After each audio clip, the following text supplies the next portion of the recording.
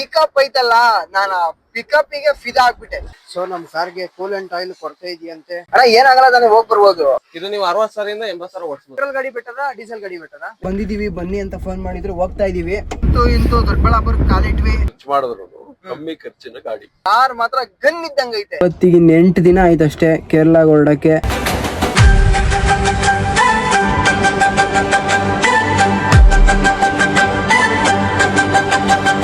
Hi ಎಲ್ರಿಗೂ ನಮಸ್ಕಾರ. ಮುಂದಿನ ವಾರ ನಾನು ಮತ್ತೆ ನನ್ನ ಫ್ರೆಂಡು ಲಾಂಗ್ ಡ್ರೈವ್ ಹೊರಟಿದೀವಿ, ಕೇರಳ ಟ್ರಿಪ್.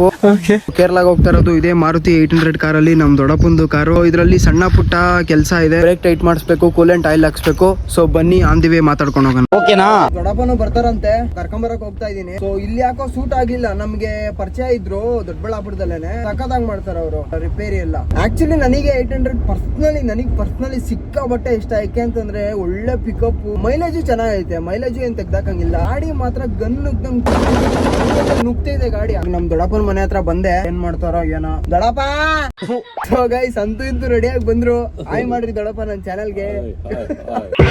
ಟೈಮ್ 12 ಗಂಟೆ. ನಾವು ಹೋಗೋ ಅಷ್ಟಲ್ಲಿ ಮೇ ಬಿ ಒಂದು 1.5 hour ಬೇಕು. 1:45 ಹೋಗ್ತೀವಿ. ಈಗ ಟ್ವಿಸ್ಟ್ ಏನಂದ್ರೆ, ನಮ್ ದೊಡ್ಡಪ್ಪ ಇದು ಕಾರಿಗೆ ಹೊಸ ಹಾರನ್ ತಗೊಂಡಿದ್ರಂತೆ, ಮರ್ತ್ ಬಂದ್ಬಿಟ್ಟವ್ರೆ.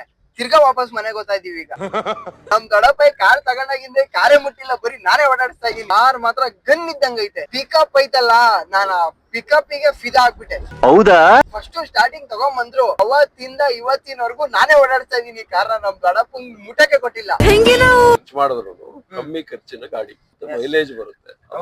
ನಮಗೆಲ್ಲ ಗೊತ್ತಾಗೋಯ್ತು. 20-22 ಬರುತ್ತಾ? ಒಂದು 20 ಗ್ಯಾರಂಟಿ. ಮನೆ ಹತ್ರ ಬಂದು 10 ನಿಮಿಷ ಆಯ್ತು, ಆರನ್ ಇನ್ನ ಹುಡುಕ್ತಾನೆ ಅವ್ರಿ. ಅದ್ ಎಲ್ಲಿಕ್ಕರೋ ಗೊತ್ತಿಲ್ಲ ಆರನ್ನ. ಕೊನೆಗೂ 15 ನಿಮಿಷಗಳ ಕಾಲ ಆರನ್ನ ಹುಡುಕಿ ಮನೆಯೆಲ್ಲ ತಡ್ಕಾಡಿದ್ರು, ಎಲ್ಲೂ ಸಿಗ್ಲಿಲ್ಲ ಆರನ್ನ. ಇಂತೂ ದೊಡ್ಡಬಳ್ಳಾಪುರ ಕಾಲಿಟ್ವಿ. ಸೊ ತಗೊಂಬಂದ್ವಿ, ಮೆಕ್ಯಾನಿಕ್ ಇಲ್ಲ, 3 ಗಂಟೆಗೆ ಬನ್ನಿ ಅಂತ ಅಂದ್ರು. 75 years later.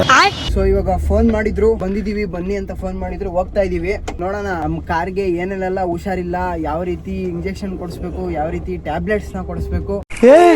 ಫೈನಲಿ ಬಂದ್ರು, ಚೆಕ್ ಮಾಡಿಸ್ತಾ ಇದೀವಿ. ಎಷ್ಟಾಗುತ್ತೆ ಬ್ರೋ ಅದು ವೀಲ್ ಅಲೈನ್ಮೆಂಟ್ ಗೆ? ವೀಲ್ ಅಲೈನ್ಮೆಂಟ್ ನಿಮ್ಗೆ 250 ಏನೋ ತೊಂತಾರೆ. ಆಮೇಲೆ ರೇಟ್ರ್ ಸ್ವಲ್ಪ ನೀರ್ ಇಡ್ಸ್ಬಿಟ್ಟು ಕ್ಲೀನ್ ಮಾಡಿಸ್ಕೋಬೇಕು. ಎಷ್ಟು ಜಾಸ್ತಿ ಇದೆ, ತೊಂದ್ರೆ ಏನಿಲ್ಲ, ಲಾಂಗ್ ಹೋಗ್ಬೋದು ನೀವು. ಬ್ರೇಕ್ ಸ್ವಲ್ಪ ಆಡೇ ಇದ್ದಲ್ಲಿ, ಆರ್ಡಿನರಿ ಬ್ರೇಕ್ ಅಲ್ಲ, ಇನ್ನೊಂಚೂರು ಏನು ಮಾಡಕ್ ಆಗಲ್ಲ, ಉಜ್ಜಿ ಗಿಜ್ಜಿ ಸರ್ವಿಸ್ ಮಾಡ್ಬೋದು. ಆದ್ರೂ ನಿಮ್ಗೆ ಸರ್ಟಿಫಿಕೇಶನ್ ಅಷ್ಟೇ ಇರ್ತದೆ. ಕೂಲೆಂಟ್ ಮೇಂಟೈನ್ ಆಗಿಲ್ಲ ಅಂದ್ರೆ ಮಣ್ಣ್ ತರ ಆಗ್ಬಿಡ್ತದೆ. ಅಂದ್ರೆ ಸೀದೋಗ್ಬಿಟ್ಟೈತೇನಲ್ಲ ಅಲ್ಲೇ ಒಳಗಡೆನೆ. ಇಂಜಿನ್ ಒಳಗಡೆ ಪ್ರಾಬ್ಲಮ್ ಆಗ್ತದೆ ಹಂಗೆ ಕೂಲೆಂಟ್ ಮೇಂಟೈನ್ ಮಾಡಿಲ್ಲ. ಇಂಜಿನ್ ಅಂದ್ರೆ ಗ್ಯಾಸ್ ಕಿಟ್, ನಿಮ್ಗೆ ಹೆಡ್ ಗ್ಯಾಸ್ ಕಿಟ್ಗಳು, ಅದ್ರ ಒಳಗಡೆ ಮೆಟಲ್ ಅಲ್ಲ ಬರೋದ್, ಬೋರು ಎಲ್ಲ ತಿಂದಾಕೋದು ಸ್ಟಾರ್ಟ್ ಮಾಡ್ತದೆ. ಗ್ಯಾಸ್ ಕಿಟ್ ತಿಂದಾಕೋದು, ಆಮೇಲೆ ಬಾಯ್ಲಿಂಗ್ ಕಂಪ್ಲೀಟ್, ಆಮೇಲೆ ರೇಟ್ರ್ ಇದೆಯಲ್ಲ, ಸಣ್ಣ ಹೋಲ್ಗಳು ನೀರ್ ಇಳಿಯೋದು ಕೋಲ್ಡ್ ಆಗಾಕೆ. ಫುಲ್ ಬಿಸಿ ನೀರಿನಿಂದ 90 ಡಿಗ್ರಿ ಇರ್ತದೆ, ಹೀಟ್ ಆಗಿ ಕೋಲ್ಡ್ ಇಳಿತದಲ್ಲ, ಅವಾಗ ಕೋಲ್ಡ್ ಆಗಿಬಿಟ್ಟು ತಿರ್ಗಾ ಇಂಜಿನ್ ಒಳಗೆ ರೊಟೇಷನ್ ಆಗ್ತಾ ಇರ್ತದೆ. ಏನ್ ಬ್ರೋ ಈ ಪಾಟಿ ತಿಳ್ಕೊಂಡಿದ್ದೀರಾ ಗಾಡಿ ಬಗ್ಗೆ ಎಲ್ಲ? ಎಷ್ಟು ವರ್ಷದಿಂದ ಅಂದ್ರೆ ಈ ಕೆಲಸದಲ್ಲಿ ನೀವು ಇದ್ ಮಾಡಿದ್ದು? ನಮ್ದು ಒಂದ್ 8 ವರ್ಷ ಆಗಿತ್ತು ಸರ್. 8 ವರ್ಷದಿಂದ? ಅದು ಎಲ್ಲ ನಾವು ಮಾಡಿ ಇದೆ ಮಾರುತಿ ಗಾಡಿನೇ ಮಾಡಿ ಅಭ್ಯಾಸ ಆಗಿ. ಅದು ಕೂಲೆಂಟ್ ಇಲ್ಲ ಮೇಂಟೈನ್, ಕೂಲೆಂಟ್ ಹಾಕಿಲ್ಲ ಇದ್ರಲ್ಲಿ. ಬ್ರೋ ಲಾಂಗ್ ಹೋಗ್ಬೋತಾನೆ, ಏನ್ ತೊಂದ್ರೆ ಇಲ್ಲ. ಮಾರುತಿಯಲ್ಲಿ ನಿಮ್ಗೆ 800 ಮೇನ್ ಇದಕ್ಕೆ ಇಂಜಿನ್ ಆಯಿಲ್, ನೀರು ಎರಡೇ. ಸೊ ನಮ್ ಕಾರ್ಗೆ ಕೂಲೆಂಟ್ ಆಯಿಲ್ ಕೊರತೆ ಇದೆಯಂತೆ, ಕೂಲೆಂಟ್ ಆಯಿಲ್ ನ ಹಾಕ್ಸ್ತಾ ಇದೀವಿ. ಲಾಂಗ್ ಡ್ರೈವ್ ಹೋಗ್ ಬಂದ್ಮೇಲೆ ಪೂರ್ತಿ ಕ್ಲೀನ್ ಆಗಿ ಕಾರೆಲ್ಲ ತೊಳ್ಸಿ, ಇನ್ನೊಂದ್ಸರಿ ಸರ್ವಿಸ್ ಮಾಡಿಸಿ, ಇಂಜಿನ್ ಆಯಿಲ್ ಎಲ್ಲ ಚೇಂಜ್ ಮಾಡಿಸ್ಬಿಡ್ಬೇಕು. ಇದಕ್ಕೆ ನಮ್ಮ ಹತ್ರ ಪ್ರಿಂಟಿಂಗ್ ಮಿಷಿನ್ ಇದೆಯಾ? 1/2 ಲೀಟರ್ ಕ್ಯಾಪಲ್ಲಿ ಹಾಕಿದ್ರೆ ಒಂಥರ ಗ್ಲಾಸ್ ಇದ್ದಂಗೆ ಇರ್ತದೆ ಇದು ಕ್ಯಾಸ್ಟ್ರೋಲ್. ಬೇರೆ ಕೂಲೆಂಟ್ ನಿಮ್ಗೆ ಡಿಸ್ಟಂಬರ್ ಇದ್ದಂಗೆ, ಕಲಾದ್ಮೆ ಕೆಮಿಕಲ್ ಮಿಕ್ಸ್ ಮಾಡಿರ್ತಾರೆ, ಸರಿಯಾಗಿ ಇದಾಗಲ್ಲ. ಇದು ನೋಡ್ರಿ ಹೆಂಗಾಗ್ಬಿಟ್ಟಿದೆ. ಒಂದ್ ಕ್ಯಾಪ್ ಹಾಕಿದೀವಿ, ಒಂದ್ ಟೈಮ್ ಹಾಕ್ಬಿಟ್ರೆ ನೀವು ತಿರ್ಗಾ ಹಾಕದಿರಲ್ಲ. ಕ್ಯಾಸ್ಟ್ರೋಲ್ ಹಾಕ್ಬಿಟ್ರೆ ಅದ್ರಲ್ಲಿ ಇರೋದು ಪೂರ ಹಾಕಂಗಿಲ್ವಾ? ಹಾಕ್ಬಿಡ್ತೀವಿ. 1 ಲೀಟರ್ ನಿಮ್ಗೆ 1 ಲೀಟರ್ ಕೂಲೆಂಟ್ಗೆ 3 ಲೀಟರ್ ನೀರ್ ಹಾಕ್ಬೋದು. ಲೋಕಲ್ ಕೂಲೆಂಟ್ ಆಗಿಲ್ಲ, ಬರೇ ಕೂಲೆಂಟ್ ಹಾಕ್ಬೇಕು.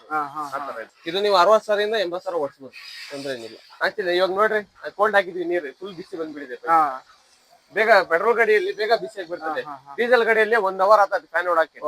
ಪೆಟ್ರೋಲ್ ಗಾಡಿಯಲ್ಲಿ ನಿಮ್ಗೆ 10 ನಿಮಿಷದಲ್ಲಿ ಹೀಟ್ ಆಗ್ಬಿಟ್ಟು ಇಂಜಿನ್ ಫ್ಯಾನ್ ಓಡ್ತದೆ. ಪೆಟ್ರೋಲ್ ಗಾಡಿ ಬೆಟರ, ಡೀಸೆಲ್ ಗಾಡಿ ಬೆಟರ? ನಿಮ್ಗೆ ಡೈಲಿ ಯೂಸ್ಗೆ ಅಂದ್ರೆ ಡೀಸೆಲ್ ಗಾಡಿ ಬೆಟರ್.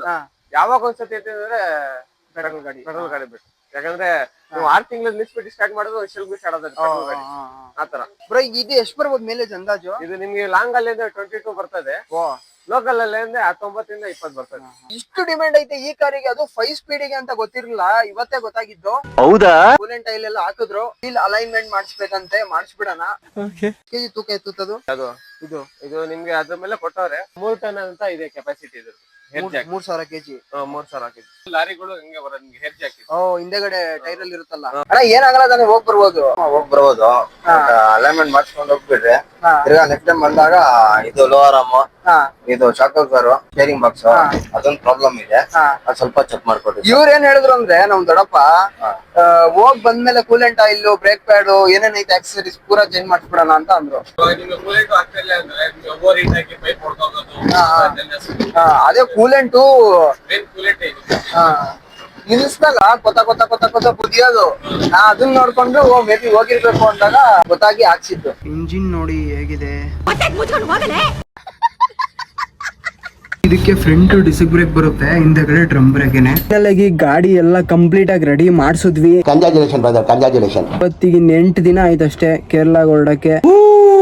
ಮಾರುತಿ ಸುಜುಕಿ ಇದು 800 ಮೇಂಟೆನೆನ್ಸ್ ಎಲ್ಲ ಕಮ್ಮಿ ಗೈಸ್, ಅಷ್ಟೊಂದು ಬರಲ್ಲ. ಇವತ್ತೆಲ್ಲ ಅರೌಂಡ್ ಒಂದು 800 ರೂಪಾಯಿ ಆಗಿರ್ಬೋದೇನೋ ಅಷ್ಟೇ ಖರ್ಚು. ಕೂಲೆಂಟ್ ಆಯಿಲ್ ಮತ್ತೆ ವೀಲ್ ಅಲೈನ್ಮೆಂಟ್ ಮತ್ತೆ ಇನ್ನೇನು ಹೋಗಿಲ್ವಂತೆ. ಅಂದ್ರೆ ಲಾಂಗ್ ಡ್ರೈವ್ ಹೋಗಿ ಬಂದ್ಮೇಲೆ ಇಂಜಿನ್ ಆಯಿಲ್ ಒಂದು ಚೇಂಜ್ ಮಾಡಕ್ ಹೇಳಿದ್ರು ಅಷ್ಟೇ. ಇವತ್ತಿನ ವಿಡಿಯೋ ಇಷ್ಟ ಆಗಿದ್ರೆ ಲೈಕ್ ಮಾಡಿ ಮತ್ತೆ ಸಬ್ಸ್ಕ್ರೈಬ್ ಮಾಡಿ, ಹಾಗೇನೆ ಗಂಟೆನ ಹೊಡಿಯೋದನ್ನ ಮರಿಬೇಡಿ.